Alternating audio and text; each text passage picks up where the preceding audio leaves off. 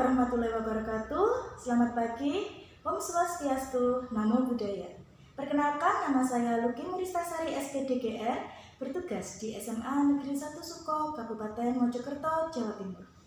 Di sini saya akan memaparkan tentang pemikiran Ki Hajar Dewantara, di mana pembelajaran Ki Hajar Dewantara berpihak pada anak. Berikut ulasannya.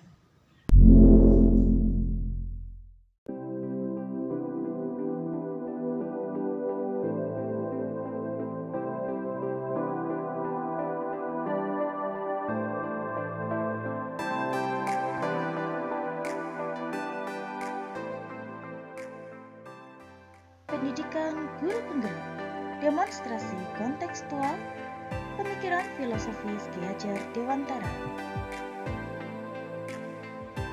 Pokok pemikiran filosofis Ki Hajar Dewantara di antaranya adalah Inarsa Sungkolodo, Imadi Mamukarso, Tutwuri Handayani. Pemahaman minat dan bakat siswa karena kodrat mereka adalah pribadi yang unik. Bermain adalah salah satu tuntutan jiwa anak, sehingga permainan yang mendidik itu sangat diperlukan. Budi pekerti diperlukan dalam proses pendidikan. Dan sekolah ibarat ladang, guru adalah petani yang menanam dan siswa adalah benihnya. Demonstrasi kontekstual. Ki Hajar Dewantara. Ki Hajar Dewantara adalah seorang aktivis pergerakan kemerdekaan, kolumnis, politisi, dan pelopor pendidikan bagi kaum pribumi di Indonesia sejak zaman penjajahan Belanda. Kiprah beliau dalam memajukan anak bangsa menjadikan hari lahirnya dijadikan sebagai Hari Pendidikan Nasional yang jatuh pada tanggal 2 Mei. Beberapa pokok pemikiran Ki Hajar Dewantara. Di sini saya akan menjelaskan 3 pokok pemikiran Ki Hajar Dewantara. Yang pertama yaitu menuntun anak mencapai kodrat. Ki Hajar Dewantara menjelaskan bahwa pada dasar pendidikan anak berhubungan dengan kodrat alam dan juga kodrat zaman. Kodrat alam berkaitan dengan sifat dan bentuk lingkungan di mana anak berada, sedangkan kodrat zaman berkaitan dengan isi dan irama.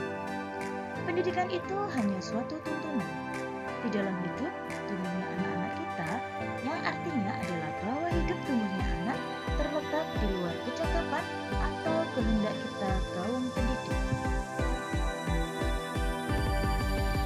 Ki Hajar Dewantara menjelaskan bahwa tujuan pendidikan yaitu menuntun segala kodrat yang ada pada anak-anak agar mereka dapat mencapai keselamatan dan kebahagiaan yang setinggi-tingginya, baik sebagai manusia maupun sebagai anggota masyarakat.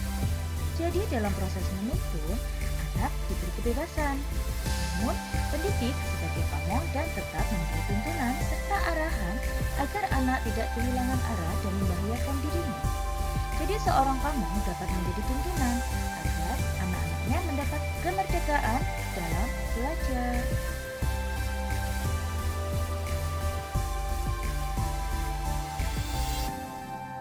Yang kedua, pembelajaran berpusat pada anak.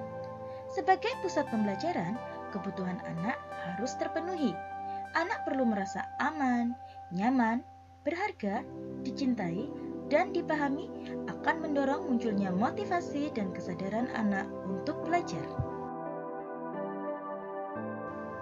Setelah tumbuh motivasi belajarnya, anak perlu hal yang menyenangkan untuk belajar.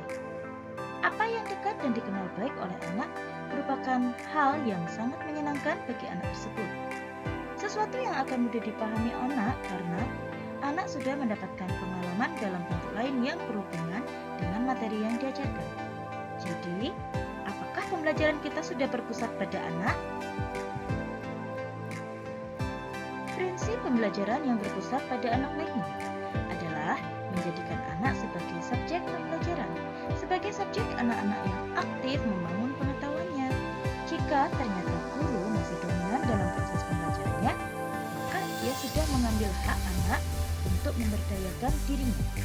Semoga calon guru penggerak dapat menjadikan anak sebagai pusat belajarnya ya. Dan yang ketiga, trilogi pendidikan. Ki Hajar Dewantara menyebutkan trilogi pendidikan sebagai Ingarso Sungtulodo, Ingadyo Mangunkarso, Tuturi Handayani.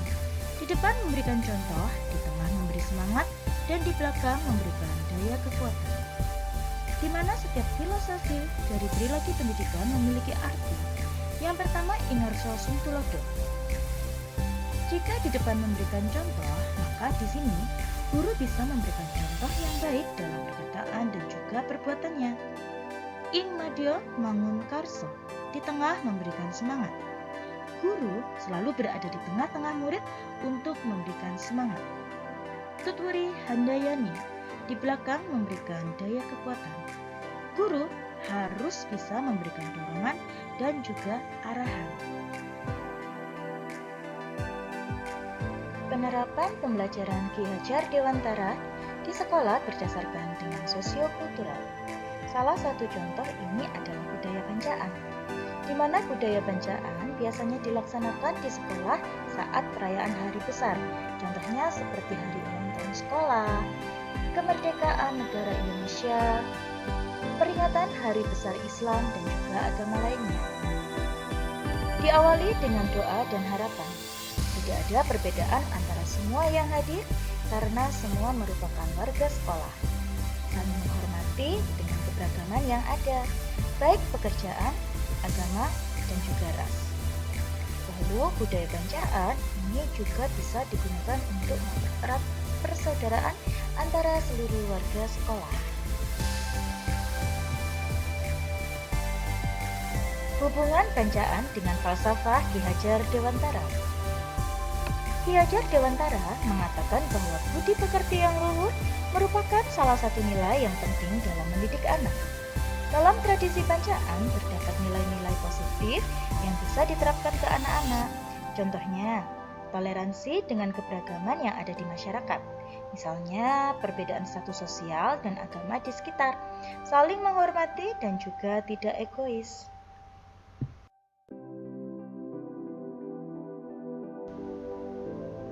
Nilai-nilai dalam tradisi bancaan memiliki relevansi dengan pandangan Ki Hajar Dewantara tentang menebalkan laku anak. Berkaitan dengan toleransi dan rasa syukur dalam konteks kolaborasi yang dapat diterapkan di sekolah kita.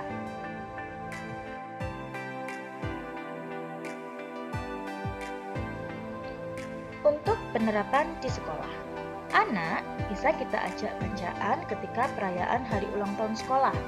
Nantinya akan kita jelaskan nilai positif apa saja yang terkandung dari kegiatan bancaan tersebut, sehingga tidak ada kontroversi antara satu siswa dengan siswa yang lain mengenai perbedaan filosofi dari bancaan. Lalu, apakah ada tantangan dan solusi penerapan pemikiran Ki Hajar Dewantara? Ya, ada. Tantangan dan solusi penerapan pemikiran Ki Hajar Dewantara. Untuk yang tantangan, penerapan budaya bancaan di sekolah memiliki tantangan, di antaranya yang pertama, apabila terjadi perdebatan antara siswa tentang menu dan jenis makanan yang dihidangkan dalam bancaan. Yang kedua, perbedaan selera terhadap makanan yang disajikan. Yang ketiga, biaya yang harus dikeluarkan. Dan yang keempat, adanya siswa yang tidak mau ikut bekerja sama menyiapkan acara bacaan tersebut.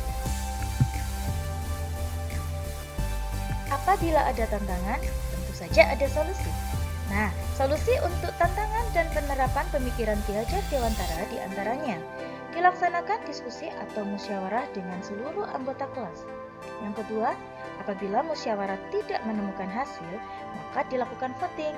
Sedangkan yang ketiga, memberikan pemahaman teman sekelas bahwa bancaan dilaksanakan demi kebersamaan sehingga harus mengesampingkan minat dan selera pribadi.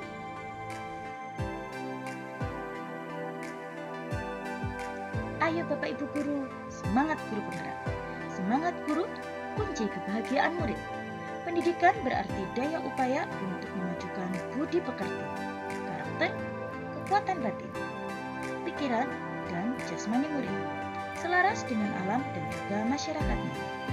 Sekian dan terima kasih. Semangat guru penggerak, salam guru penggerak. Demikian pemaparan dari saya. Atas kurang lebihnya, mohon maaf. Terima kasih dan sampai Sampai jumpa.